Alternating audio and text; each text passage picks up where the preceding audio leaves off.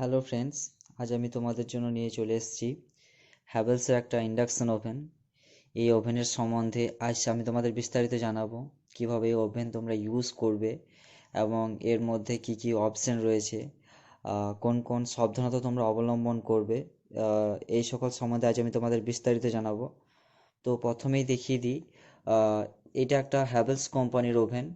তারপর যেটা রয়েছে, এইখানে রয়েছে 7 কুকিং অপশানস রয়েছে, অর্থাৎ 7টা অপশান রয়েছে এখানে। আমরা আনবক্সিং করার পর সেই সকল সব কিছুই দেখতে পাবো। তারপর আমরা নিচে চলে আসি, যেটা লেখা রয়েছে এটা কত পাওয়ারের সেটা লেখা রয়েছে। এখানে লেখা রয়েছে 1900 ওয়াটের, এবং তারপর যেটা লেখা রয়েছে সেটা রয়েছে 1 ইয়ার্স ওয়ারেন্টি, এবং 1 বছরের ওয়ারেন্টিও রয়েছে।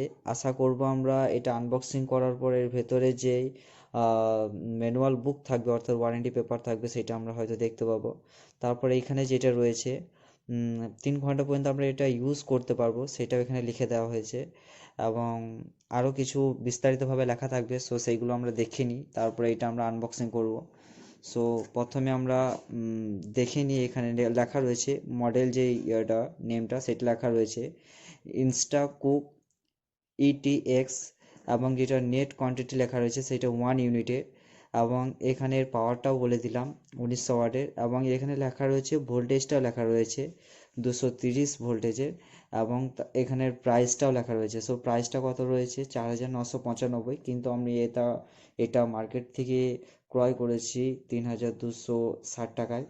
সো বিভিন্ন জায়গায় বিভিন্ন রকম হতে পারে, সো সেটা তোমরা দেখে নেবে।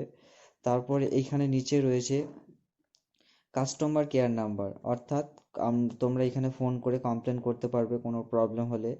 তারপর যেটা রয়েছে ইমেল রয়েছে, তোমরা এখানে ইমেলও করতে পারবে।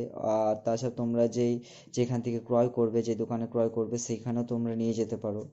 সো এরপর আমরা দেখে নেব, এটা আনবক্সিং করবো এবং এর ভেতরে কি কি রয়েছে এবং এটার মধ্যে কি কি অপশান রয়েছে সেগুলো আমরা দেখে নেব। সো আনবক্সিং করা যাক, তারপর আমি তোমাদের বিস্তারিত সব কিছু জানাচ্ছি।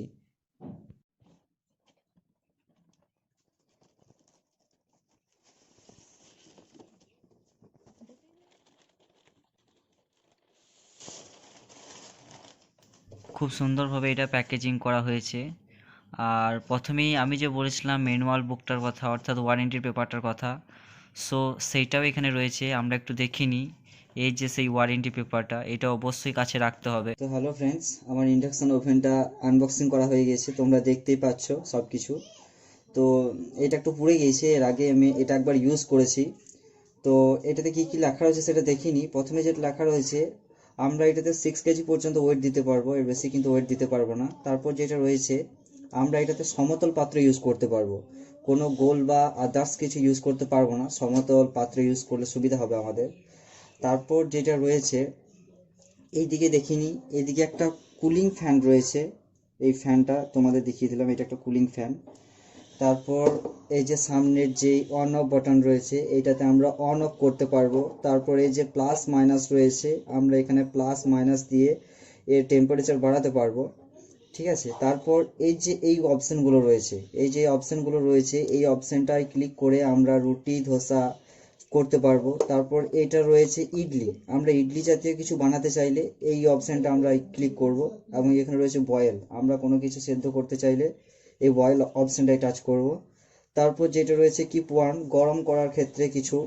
তারপর এখানে আমরা টাইমার সেট করতে পারবো। এই যে ম্যানুয়াল অপশানটা রয়েছে, এই ম্যানুয়াল অপশানটাতে আমরা কত টাইমের জন্য কত টেম্পারেচার ইউজ করব সেইটার জন্য এই ম্যানুয়াল অপশানটা। গ্রেভি ঝোল জাতীয় কিছু আমরা করতে চাইলে এই গ্রেভির অপশানটা ক্লিক করব।